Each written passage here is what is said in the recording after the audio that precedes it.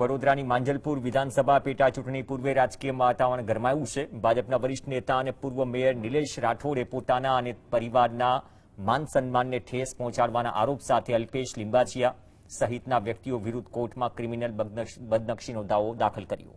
આ ઘટનાએ ભાજપમાં આંતરિક રાજકારણમાં ખળભળાટ મચાવ્યો।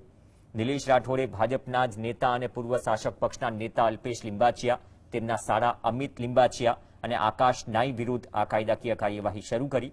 તેમનો આરોપ છે કે આ તમામ વ્યક્તિઓએ મળીને સોશિયલ મીડિયા અને પત્રિકાઓ દ્વારા નિલેશ રાઠોડ અને તેમના ભાઈઓ વિરુદ્ધ પાયાવિહોણી અને અપમાનજનક સામગ્રી ફેલાવી અને છબી ખરડવાનું કામ કર્યું। નિલેશ રાઠોડે કહ્યું કે આ માત્ર વ્યક્તિગત વિવાદ નથી, પરંતુ જાહેર જીવનમાં વર્ષોથી મહેનતથી બનાવાયેલી પ્રતિષ્ઠા પરનો હુમલો છે, જેને હું કાયદાકીય માર્ગે લડી રહ્યો છું।